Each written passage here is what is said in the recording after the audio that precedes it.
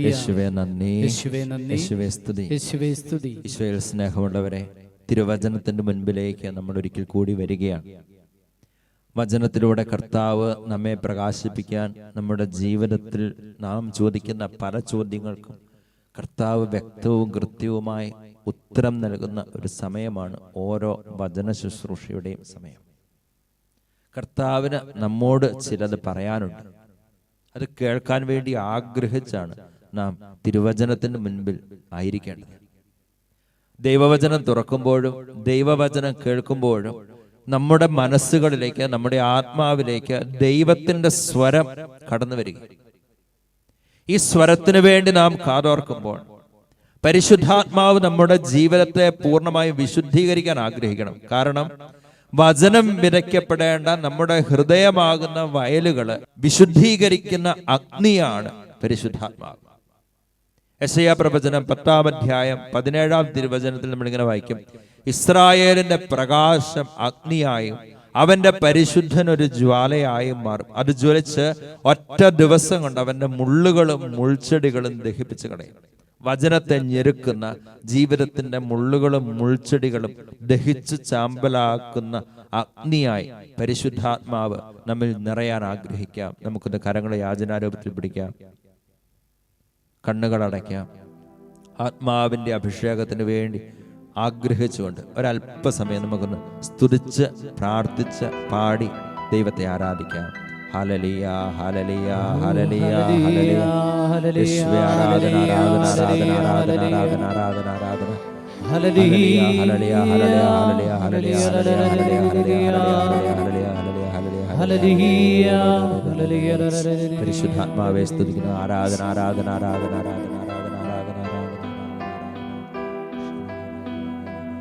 ആത്മാവം ദൈവമേ വരണേ. കരങ്ങളെ യാചനാരൂപത്തിൽ പിടിച്ച് എന്റെ ഉള്ളിൽ വസിക്കാൻ വരണേ. സ്നേഹത്തോടെ പരിശുദ്ധാത്മാവിനെ വിളിക്കാം. ആത്മാവം ദൈവമേ വരണേ. പരിശുദ്ധാത്മാവേ എന്റെ ഉള്ളിൽ വസിക്കാൻ വരണേ. പരിശുദ്ധാത്മാവേ ദാഹിച്ചു നിന്നെ ഞാൻ തേടുന്നു. സ്വർഗം തുറന്നിറങ്ങുന്ന അഗ്നിയെ, സ്വർഗം തുറന്നിറങ്ങി നീ വരണേ. ജീവജലത്തിന്റെ അരുവിയെ, ദാഹിച്ചു നിന്നെ ഞാൻ തേടുന്നു. പരിശുദ്ധാത്മാവേ സ്വർഗം തുറന്നിറങ്ങി നീ വരണേ. ആത്മാവം ദൈവമേ വരണേ. എന്റെ ഉള്ളിൽ വസിക്കാൻ വരണേ. പരിശുദ്ധാത്മാവേ ആത്മാവം ദൈവമേ വരണേ. എന്റെ ഉള്ളിൽ വസിക്കാൻ വരണേ. ഒരു പുതിയ അഭിഷേകത്തിന്റെ നിറവ് നമ്മളിൽ നിറയട്ടെ.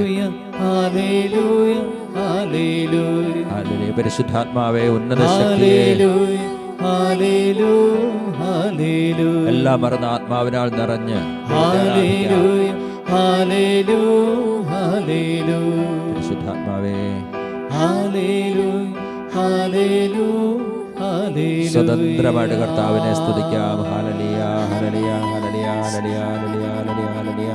യേശുവേ ആരാധന, ആരാധന, ആരാധന. ഹല്ലേലൂയ, ഹല്ലേലൂയ, ഹല്ലേലൂയ, ഹല്ലേലൂയ, ഹല്ലേലൂയ, ഹല്ലേലൂയ, ഹല്ലേലൂയ, ഹല്ലേലൂയ, ഹല്ലേലൂയ. പരിശുദ്ധാത്മാവേ ഹല്ലേലൂയ. സ്തുതിക്കുന്നു, സ്തുതിക്കുന്നു, സ്തുതിക്കുന്നു, സ്തുതിക്കുന്നു, സ്തുതിക്കുന്നു, സ്തുതിക്കുന്നു, സ്തുതിക്കുന്നു. Hallelujah, hallelujah. ആത്മാവം ദൈവമേ വരണേ. കരങ്ങൾ നെഞ്ചോട് ചേർത്ത് എന്റെ ഉള്ളിൽ വസിക്കാൻ വരണേ. തീഷ്ണതയോടെ പ്രാർത്ഥിക്കുന്നു. പരിശുദ്ധാത്മാവേ ആത്മാവം ദൈവമേ വരണേ. ജീവജലത്തിന്റെ അരുവിയെ, എന്റെ ഉള്ളിൽ വസിക്കാൻ വരണേ. പരിശുദ്ധ അമ്മേ, നല്ല മാതാവേ, ദൈവവചനത്തെ അമ്മ ഹൃദയത്തിൽ ഏറ്റുവാങ്ങിയതുപോലെ, ഉദരത്തിൽ ഏറ്റുവാങ്ങിയതുപോലെ ഞങ്ങളുടെ ജീവിതത്തിലും ദൈവവചനത്തിന് മുൻപിൽ ഇതാ കർത്താവിൻ്റെ ദാസി എന്ന് പറഞ്ഞ് ഞങ്ങളെയും സമർപ്പിക്കാം. അമ്മേ, ഞങ്ങൾക്ക് വേണ്ടി തിരുക്കുമാരനോട് മധ്യസ്ഥം പ്രാർത്ഥിക്കണമേ. നന്മ നിറഞ്ഞ മറിയമേ സ്വസ്തി, കർത്താവ് അങ്ങയോടുകൂടെ സ്ത്രീകളിൽ അങ്ങ് അനുഗ്രഹിക്കപ്പെട്ടവളാകുന്നു. അങ്ങയുടെ ദുരിതത്തിന് ഫലമായി ഈശോ അനുഗ്രഹിക്കപ്പെട്ടവനാകുന്നു. പരിശുദ്ധ മറിയമേ തമ്പുരാന്റെ അമ്മേ, പാപികളായ ഞങ്ങൾക്ക് വേണ്ടി എപ്പോഴും ഞങ്ങളുടെ മരണസമയത്തും തമ്പുരാനോട് അപേക്ഷിച്ചുകൊള്ളണമേ. ആമേൻ. പിതാവിൻ്റെയും പുത്രൻ്റെയും പരിശുദ്ധാത്മാവിൻ്റെയും നാമത്തിൽ ആമേൻ. ശാന്തമായിട്ട് നമുക്കിരിക്കാം. ഈശോ മിശിഹായിൽ സ്നേഹം നിറഞ്ഞ സഹോദരങ്ങളെ, പ്രതിസന്ധികളുടെ നടുവിലൂടെ കടന്നു പോകുമ്പോൾ പലരും ചോദിക്കുന്ന ഒരു ചോദ്യം, എന്തുകൊണ്ടാണ് ഇങ്ങനെ സംഭവിക്കുന്നത്?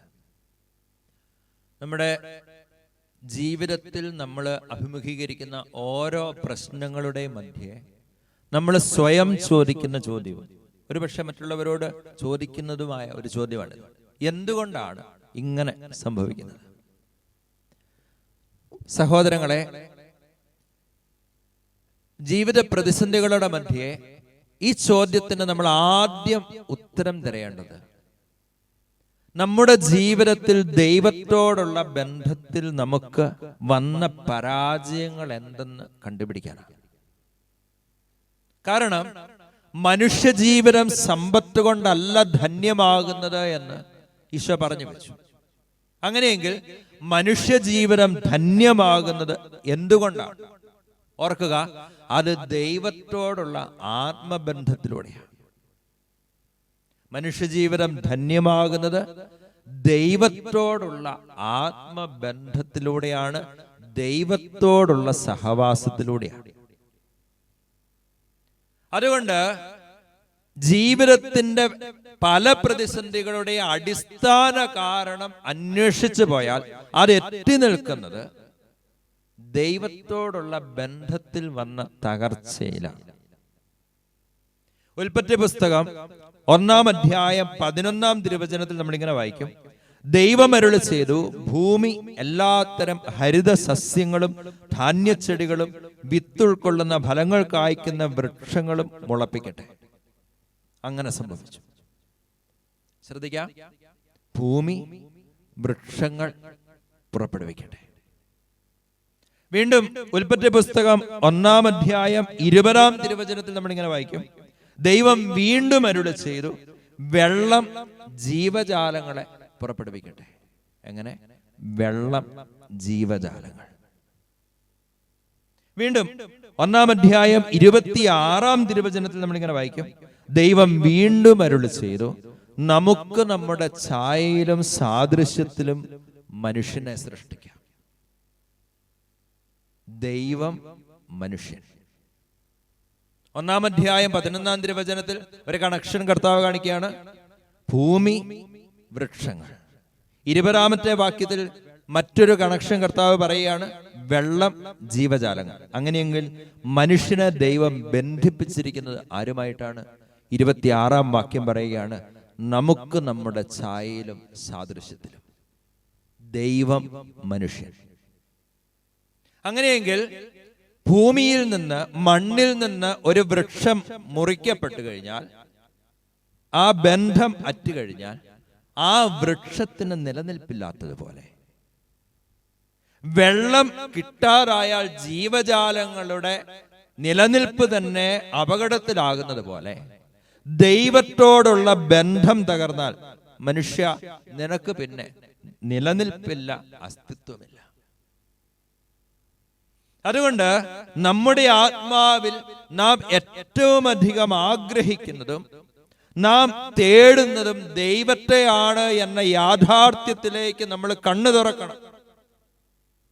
അതുകൊണ്ടാണ് വിശുദ്ധ അഗസ്തീനോസ് പറഞ്ഞത്, നിനക്കായി എന്നെ സൃഷ്ടിച്ച ദൈവമേ, നിന്നിൽ വിലയം പ്രാപിക്കുന്നത് വരെ ഞാൻ അസ്വസ്ഥനായിരിക്കുന്നു.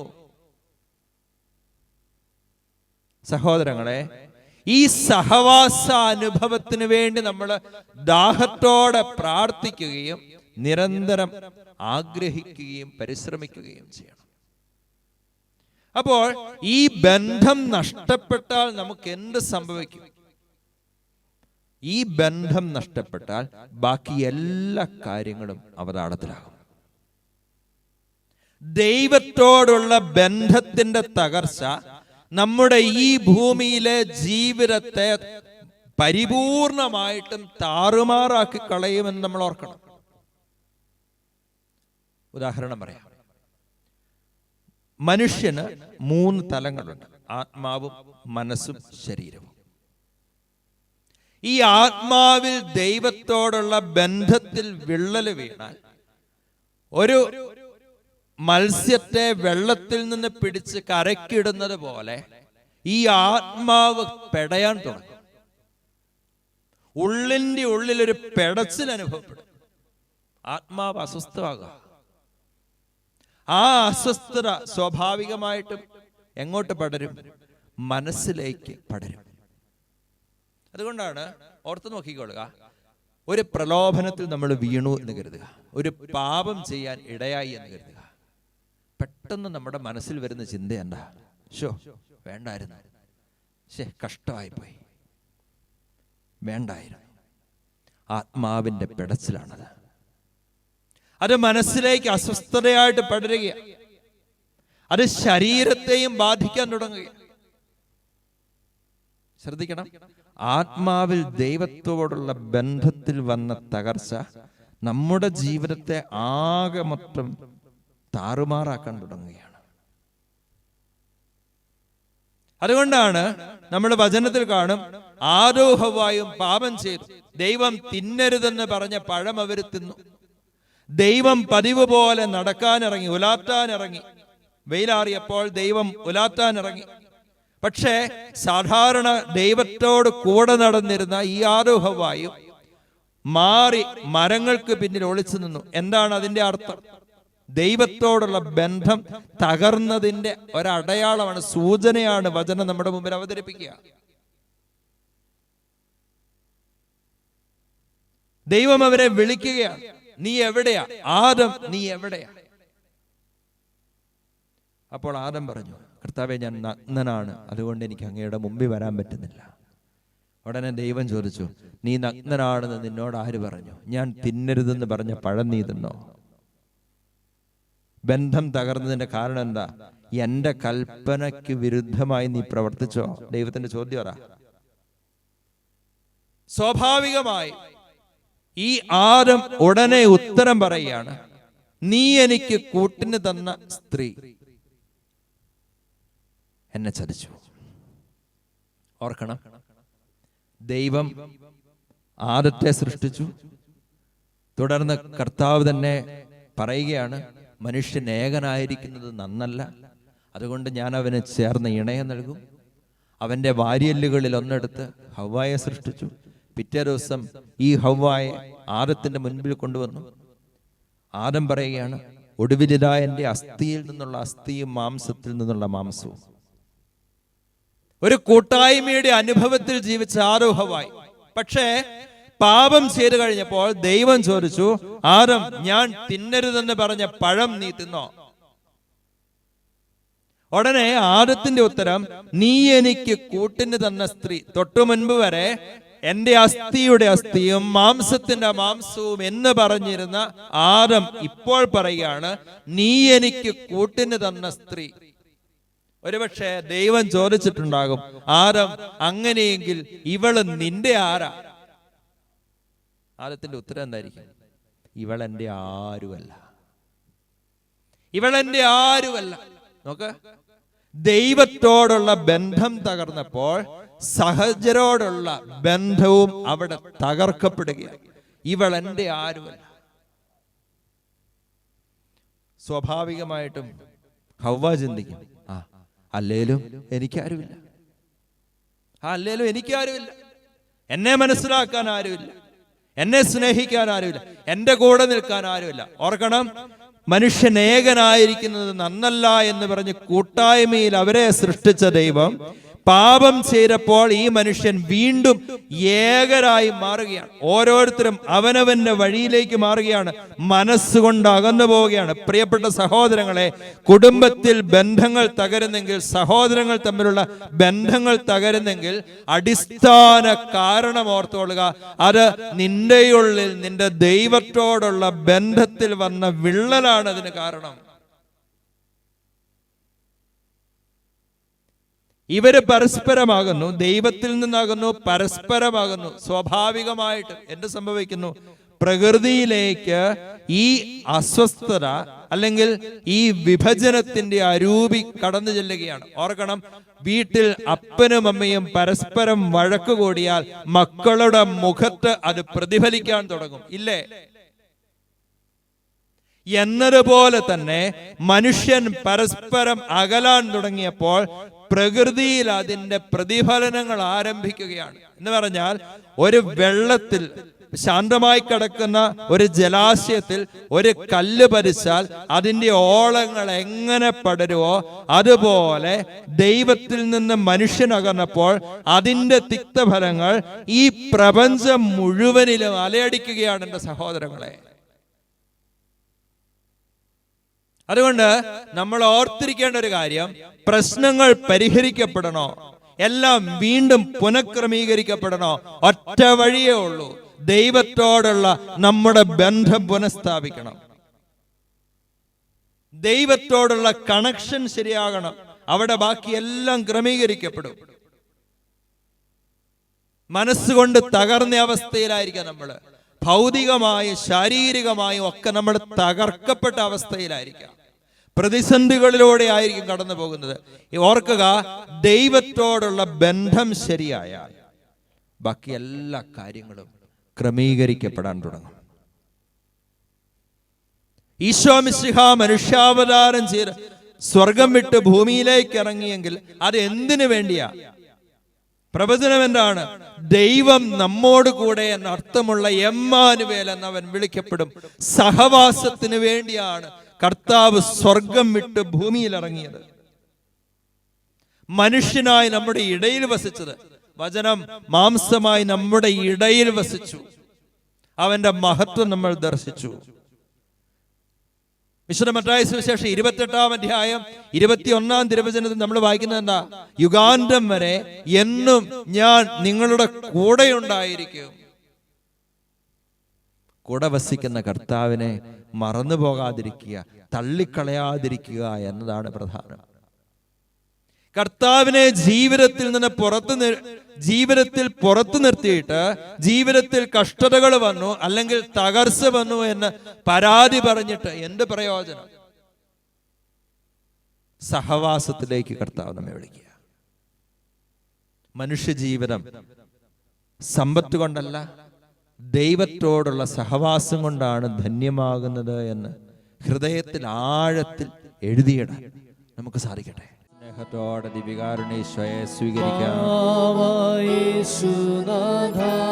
ഹൃദയത്തിന്റെ നാഥനായ അവിടുത്തെ സ്വീകരിക്കാം.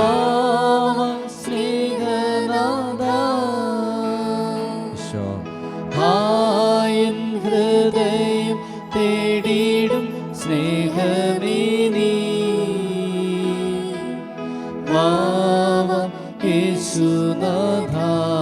നമ്മുടെ ജീവന്റെ ആധാരമായ കർത്താവിനെ സ്നേഹത്തോടെ ഒരിക്കൽ കൂടി പാടി ആരാധിക്കാം. ആരാധന ആരാധന യേശുവേ ആരാധന.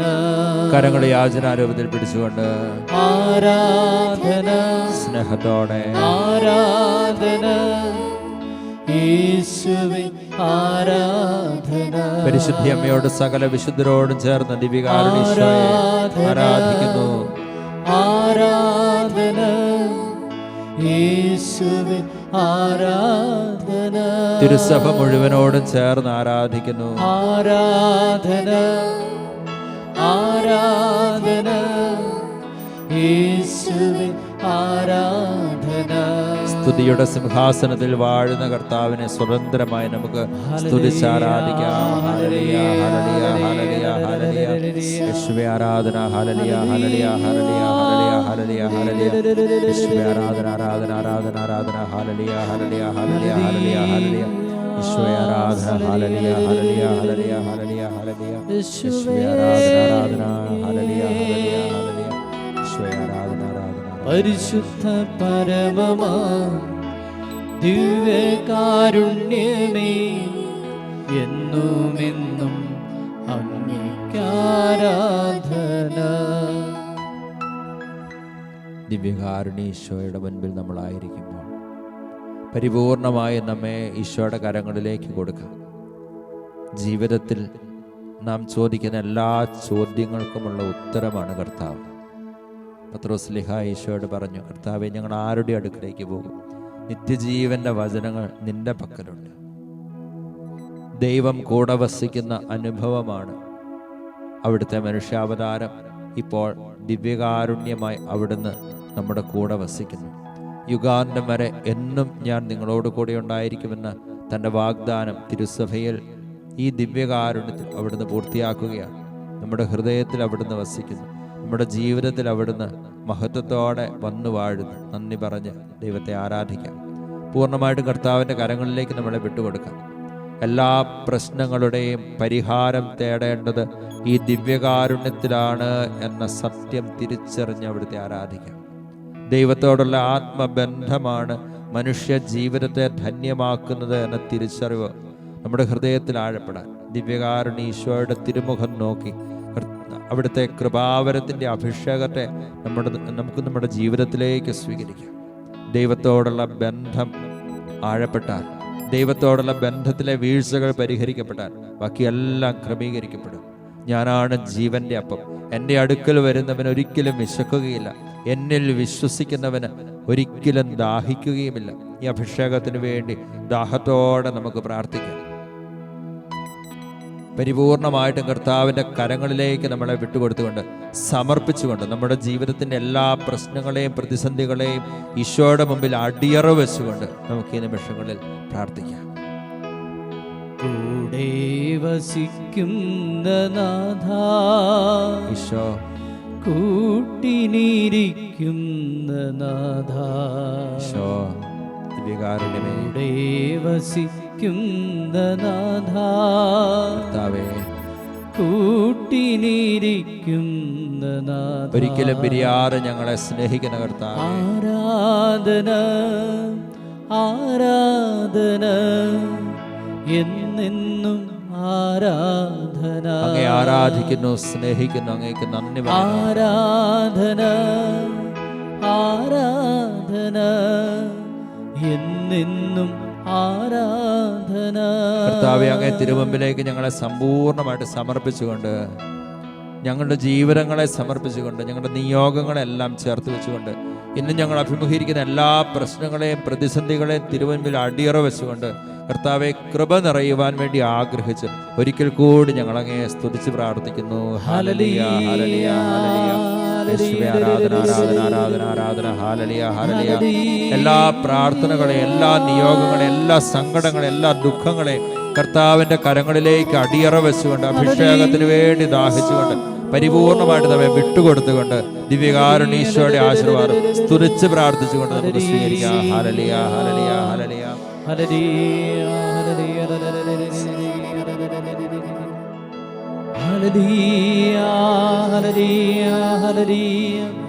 ഹല്ലേലൂയ,